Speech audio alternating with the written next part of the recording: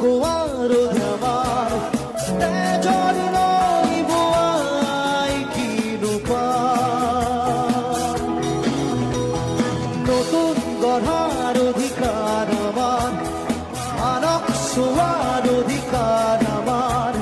চকু থাকিও কৰা কিয় বুঢ়ী